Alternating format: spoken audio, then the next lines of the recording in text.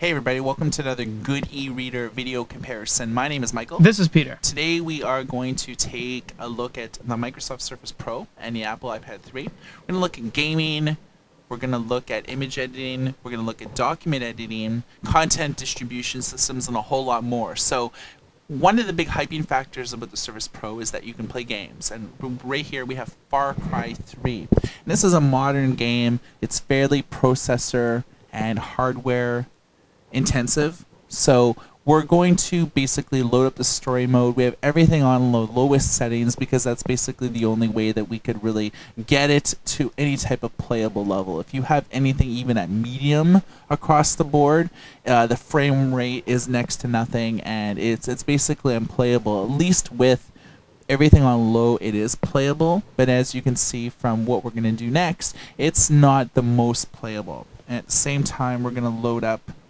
just a casual racing game here.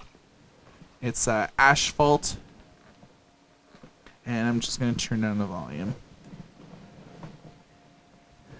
So why we chose these two is because we can't really show PC games or Mac games on the iPad because it's a tablet, and it's only a tablet. We'll just let the car kind of run into the wall just to show the graphics and all that, and then on this we'll show the Far Cry 3. But we're just showing these two because we feel that these are two of the most graphic intensive games that really show off each of the device's capabilities properly. This one's fully live rendering racing game, and then on the left here we have Far Cry 3. While I just walk around here to walk outside, Mike's going to give you some specs on both of these guys. Yeah, so on the Surface Pro, you're looking at about a 10-inch screen, 10.6, Apple iPad 9.7. The Apple iPad actually has a little bit better resolution. It's 2048 pixels by 1536, whereas the Surface Pro is 1920 by 1080. So both of these will give you HD quality displays and sort of resolution and stuff like that.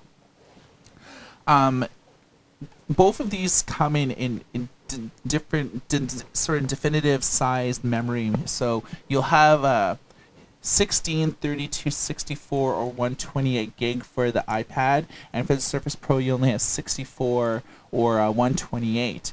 With the 64 gig model, after you take it out of the box for the first time, you only really have about 24 gigs to work with. And once we install Far Cry 3, MS Office, and Adobe Photoshop, we're pretty well maxed. Yeah, we put one game, Far Cry, Adobe, and Microsoft Office, and we have about 20 MB left. So there's not a whole lot of room to work with on the 64 gig model, and in fact you do not really get 64 gigs. Surface has a lot of RAM. It has 4 gigs of RAM. It also has a 3rd generation Intel Core i5 processor, and it has graphics on a chip. So you have your Intel HD Graphics 4000 iPad dual core, and it also has a quad core graphics processor, so you almost get a little bit more extra boom. So as you can see here, we have Far Cry 3 loaded here. It's a bit more of a darker game. It's very choppy. And once you start getting into high particle effects, so once you start basically getting into a firefight and there's multiple enemies running around and they're all shooting at the same time. You can see right there, I'm being attacked by the fire I laid, and it just becomes completely unplayable at that point. I mean, it's going frame by frame. There you go, see. Oh, I need to press something. Cute. You can see how laggy it is. I mean, everything's on low except for shadows, because even at the beginning of this clip, you see that the shadows were right there. You see that shadow? It's half the screen, and it's just a line. It looks very silly. So we've kept things as low as possible, but even then, it's really not a fun experience to play a game of this high intensity. Okay, so when it comes down to the pro style of games, you're not going to really get away with playing, Crisis or, like a Far Cry and really kind of get any type of good experience, but you can play like RTS style games. We already tried StarCraft 2 and RTS, other sort of demos and things like that from Steam, and it's fine.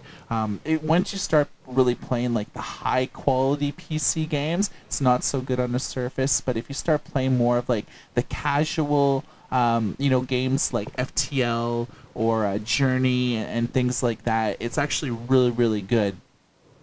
The iPad is pretty well built on casual games, and I mean, this is really what it's all about, sort of games that were made with Apple sort of in mind. Whereas the Surface has the RT style app. So let's just check out quickly an RT style of app. You can see how long things take to... I mean, I pressed escape and it almost took 3 seconds to even exit out of here. But we're going to look at an app on the Microsoft. And we'll let this close. And we'll just check out our usual favorite here. Jetpack Joyride. Very similar in graphics to the Ghostbusters game here. So a little bit more versatile on the Surface, obviously, because you can play games that you can find on the iPad, and at the same time you can play PC games. However, as you saw there, the PC game wasn't really the most enjoyable of experiences. Let me just turn that down. So, yeah, everything's pretty much smooth. Yeah, so, both of these platforms work really well with, like, casual games. The Surface Pro, obviously, will cater to a lot more users because,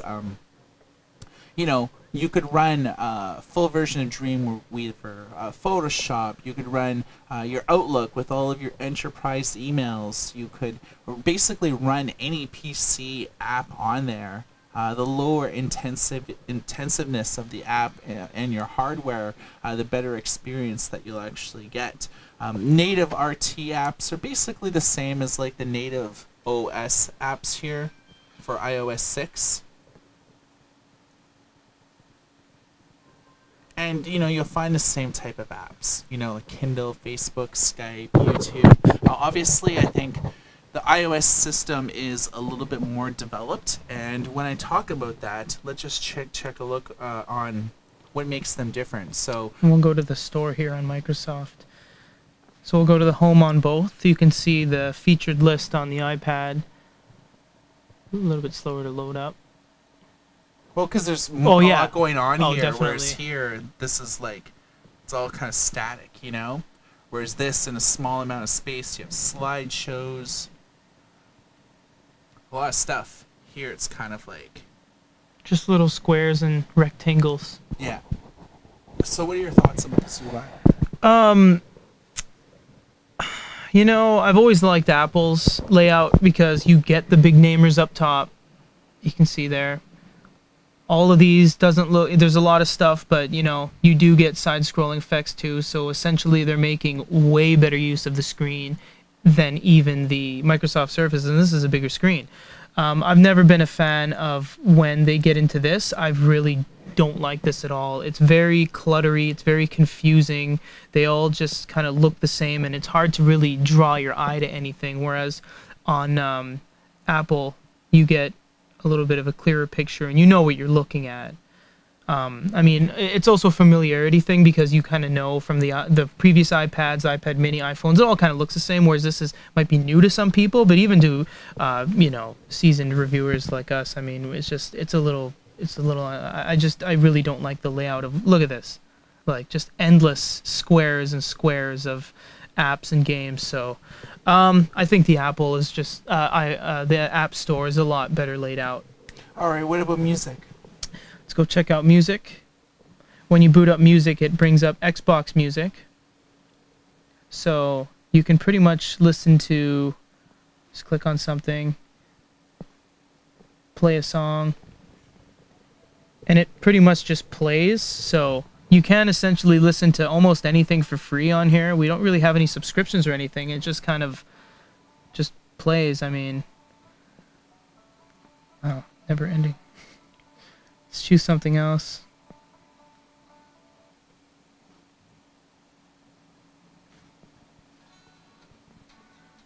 So anything you see here, you can just play, whereas everything on here, it looks like there's a price tag attached to it. Yeah, I mean, you could listen to small samples and stuff like that. I'll pause this for now.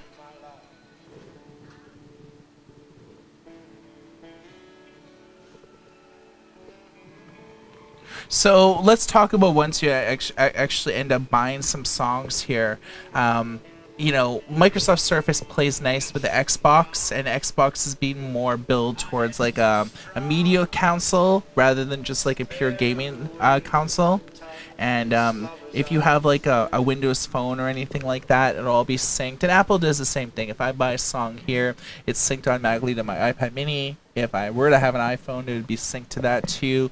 Synced to my MacBook Air. So a lot of cross-platform synchronization with this. Not so much with this. No, I find that a lot of the time on the Microsoft Surface, you have a lot of applications like Kindle and Press Reader and Comixology and all that kind of thing. Even the regular stuff like Xbox Music, you have to sign into so many different things just to utilize everything together. You have to. When we first cracked this open, I think we had to sign into 4 or 5 different things. Whereas the Apple, it took about an hour. It and a did. half, Whereas seriously. Apple, you put your Apple ID and then that's pretty much it. You're good to go. And so, I like that. I mean, it's simplicity, and that's the It reason really why I is. really like the iPad is that it's really one universal login, whereas like you need a subscription for Xbox Music, Yeah. you need a subscription for the video, you know, anything that you do from like Press Reader, to a Comixology, it's like different accounts, different subscriptions with everything, whereas this, it's like I just have my one email account. When I buy content, ask me for my password, and I put that in. Right. It's simple,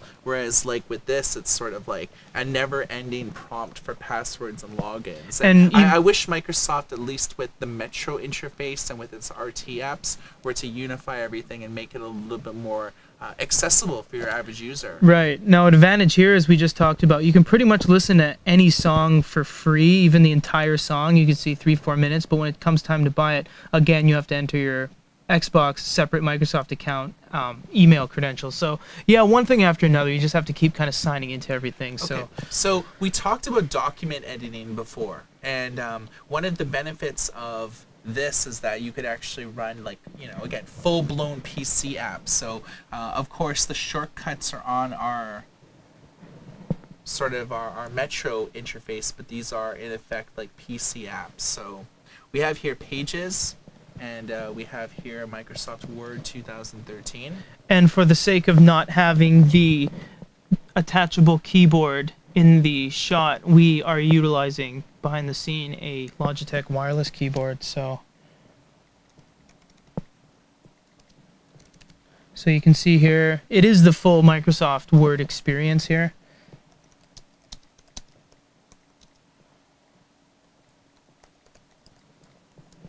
So you can do pretty much anything you can on regular Microsoft Word. You see you have all your utilizations here up top, page layout, references, very technical, very extensive.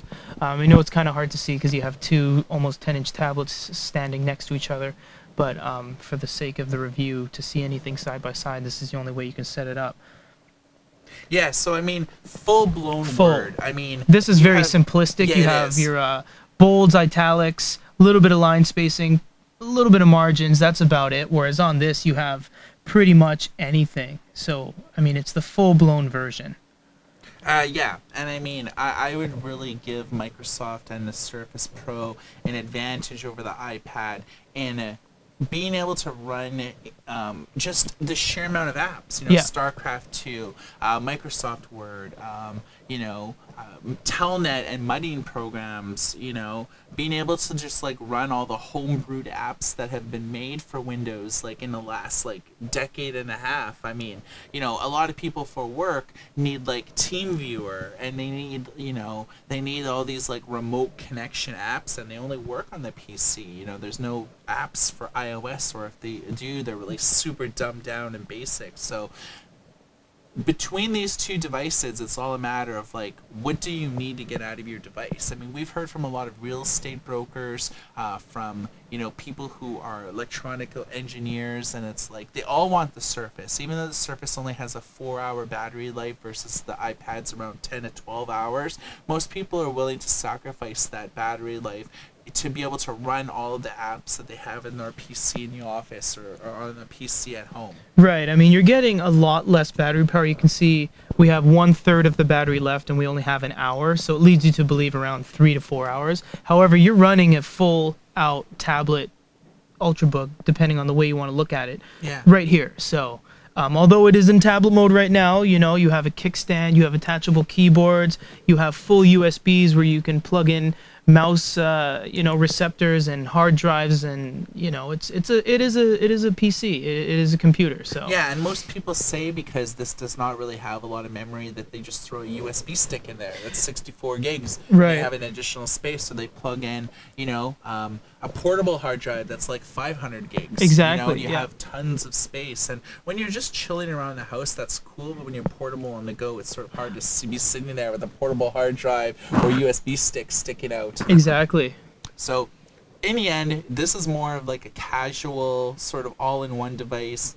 With the Surface Pro, you are spending like $1,200 when it's all said and done for the full kit, and you could run every app that you want. So, two fairly similar, but they're very different at the same time. Well, the next thing that we're going to do is look at how these compare head-to-head for the reading experience, comic books, newspapers, and magazines. So we have the same book loaded up on both of these.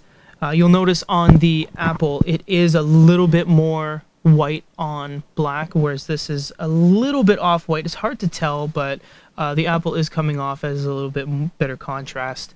You can tell how long this is. This is from top to bottom of the frame. It's a very long display because it's ideal for landscape applications and games and movies and all that kind of thing, whereas the Apple's a little bit more 4x3 square, if you will. So if you tap the middle of both, you get into the whole how to change your text and all that. A lot of different things you can do. You can do font sizes. You'll see everything changes live within the little preview box, whereas the entire thing changes live on the Apple, so a little bit of an advantage there. You can change margins, black, sepia or sepia, white, 1 column, 2 column, and you can apply the settings. And let's just up the text a little bit so we can read that. And there you go. Page turns, they just kind of turn whether you tap or swipe. Whereas Apple, you get the page turn animations, which is really nice. And it is controllable too, so you can, a little bit of an adjustment available. Although we are looking at the Kindle app for Windows, like the Metro interface, so this would be considered an RT app. One of the advantages that the Pro actually has with Amazon is that you can install Amazon Kindle for PC, and you can install Calibre. You can install like Stanza, you can install like a lot of crazy ebook editing tools on the Surface Pro. So I think for the whole e-reading experience that the iPad, because of its size, may be a little bit easier to hold in the hands, in say like a portrait mode like we have it now. But I think the Surface Pro would offer a little bit more versatility for either the ebook creation process, converting ebooks from one format to another, running Nook for PC, Sony for PC, and all that type of stuff. I would say that probably the Pro has a little bit more versatility with like the entire process of downloading an ebook to reading it in either an RT format setting for the Metro interface or just on your traditional desktop. Oh, absolutely. And you can see how there we just made some notes and highlights. It's all the same as we've ever seen it. I would say another advantage the iPad has over the Microsoft Surface for reading is that it's much lighter. I mean, the Microsoft Surface, I know we've seen a bunch of comments where people are, not so much complaining about the weight. It's not so much that you can't lift the 2-pound tablet. It's that you don't want to hold a 2-pound book as you're reading it. So yeah, I mean, if you think about, you're sitting there reading a book for like it's heavy. 2 hours. Yes, it's a heavy and device. holding it in one hand, it's your hand's gonna go numb within like about 15 to 20 Right. minutes. With the iPad, I can be holding it in one hand for like hours and not really feel the weight. Right. Now, the Surface is very difficult if you're holding it at the bottom or the top. If you hold it right in the middle, you can kind of deal with it because it's balanced, but even then, it does get to you. But It's like even how you hold it now, it's a two-hand job. oh yeah, for sure. But even though you can put your kickstand up, so you can get a little bit of versatility there when you're Yeah, with holding this, it on it's your... like I could just hold. Oh it yeah, in you one can hold hand. that all day. Very easy. Yeah, Absolutely. no problem. And even like getting like the iPad Mini, I mean, forget about it. Oh you know? yeah. So, no, we just did it at the same time, took a screenshot. Yeah. So we're going to go and look at a comic. Should already be here. No, we'll go over to that directly. So we have the same comic displayed on both, and we'll just leave it here for a second and let you guys decide which one you think looks better. You can always pause the video if you want. Let's flip a few pages just to get the color. See the smooth scrolling effect on this? It's more of an instant thing on the Apple. So, right off the bat, it looks like the resolution is a lot better on the iPad, which is true, but it does seem that the colors on the Microsoft Surface are a little bit crisper. Looks like the blacks come out a little bit more. Let's not forget what the Microsoft Surface can really do. Let's see how far you can zoom in. Are you maxed out there, Mike? Yeah. All right, now let's go and see how far we can zoom into this guy's eye, for example.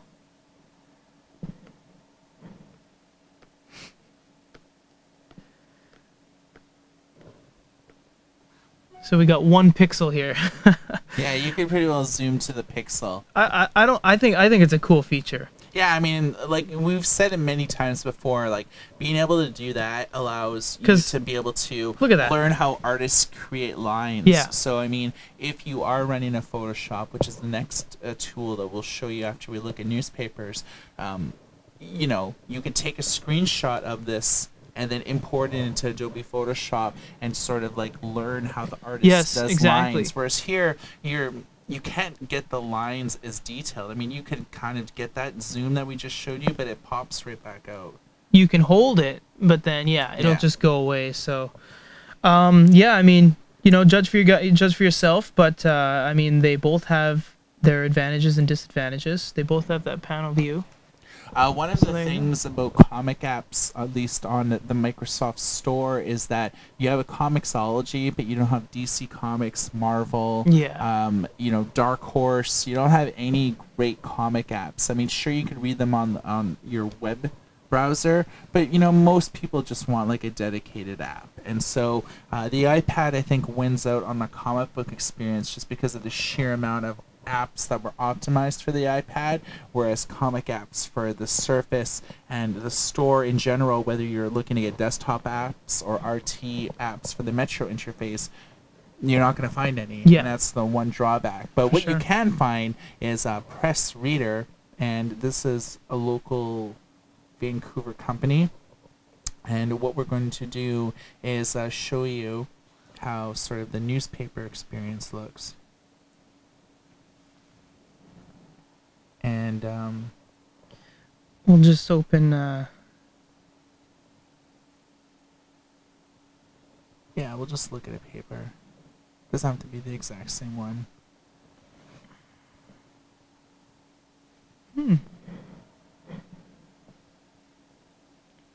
Seems to be one of the first hang-ups we've seen on the Surface, unless I'm doing something wrong here. Yeah. It There doesn't we even go. look like you can scroll from sources to the library, so it looks like it's crashed out. So maybe just close it. And open it up again. So we finally see a crash for the Yeah. Microsoft. That's We've one of the actually, few ones I've seen. yeah. So here's the page by page. Of course, you can click on like these blue areas to Right. sort of call up the particular article. What Press Reader does, and which what we really like about them is that they're replica newspapers. So these are like the physical editions that you would see, but they do the digital in such a way that, you know, that article is very hard to read, but you can click on it and go here. Almost like a book now. Yeah, so you can increase the size of the text. You have like text editing options and stuff like that. You can copy. And here you can see a quick nav on the Surface. Yeah, and they also has like audio options, so it would actually like read the book or read that article to you. What I like about this is that it has local ads. So one of the big things in the newspaper industry right now is advertisers, and a lot of local newspapers, even national newspapers, are seeing a lack of advertising because more people are saying, you know, I could get more visibility, you know, Google AdWords, or just like advertising directly on a newspaper's like website. Whereas here, the local ads do get into the digital space, and same with like obituaries, local classifieds, and that's the type of thing that really doesn't really cross over to the digital realm a lot. So that's the one thing I like about the replica editions. Here's some iPhone ads and such. Yeah, TV ads, you know, all that stuff. So yeah, I mean, I like it, and that's basically how the two read newspapers, you know, side by side. We mentioned image editing and being able to say take a screenshot and open it up. Well, one of the benefits the Surface Pro has is being able to run the full version of Adobe Photoshop, and I mean the full Adobe suite, Dreamweaver, Adobe Illustrator, and you could really take advantage of the stylus to really, you know, take it to like the sort of the next level. Whereas you have Photoshop Touch on here, but it's not as fully featured as like the legit version of Photoshop. But as you can see, I mean, that UI looks pretty tiny, doesn't it, Peter? Yeah, it does. It does indeed. Let's open up a pen so you can see here. We have this in portrait mode, mind you, because landscape to landscape, it's really hard to kind of see. So just for the sake of this. Yeah, I mean, it's really no contest in the respect of, you know, Photoshop Touch sure lets you do some really cool stuff on the go, but it does not beat the fully featured legit version of Adobe Photoshop CS6. Right. I mean, being able to just like, you look here, you can like change the brush sizes. Oh, it's the entire version. I mean you could install your own custom fonts and custom, like, you know, if anybody's ever done graphics designing, web editing, or anything like that before, you know that, say, with Adobe Photoshop, may have like 100 built-in fonts, and you know, everybody on their website or graphics designs using like Arial, Times New Roman, and Baskerville and things like that. But you know, there's hundreds of thousands of fonts online. Right. You can load any one of these onto here. Here, not the case. You're really kind of stuck with the defaults, which ends up like stifling and limiting your creativeness. And it's not the same, you know, it's the same with like Photoshop Touch as it is with like Autodesk Sketchbook Pro. Now, one of the things is that the back acts as an eraser. Now, this is true for when you're utilizing this to handwrite on, say, a website to navigate. But when you utilize it on Photoshop, you'll see here, you actually just end up drawing more. So it kind of reacts the same way as the tip, no matter which way you hold it. I mean, you can open up the eraser, the eraser here, and then erase, but I mean, whether you use the back or the front of the pen, it's still going to draw or interact with the device the same way. I know that was a concern that we saw that we'd like to kind of just put an end to there. Yeah. And then, of course, on the Apple iPad, you see, you just get very basic commands, whereas this is the entire version. And as you can see here, if we X out, I mean, that was the desktop version of Adobe Photoshop. I mean, that's the entire thing. So you have so much more you can do with it. It's really hard to, you know, this is just a comparison. It's not our thoughts on which is better than the other. You know, as we went along, we kind of gave our impressions on like what performs a little bit better under different circumstances, but it's a matter of what you prefer. This runs both RT and native Windows legacy apps. iPad only apps that were designed and written for the iPad or iOS in general. So leave a comment if we've left anything out. We'd love to hear from you, and we will do follow-up videos. Our YouTube channel is youtube.com/goodyreader.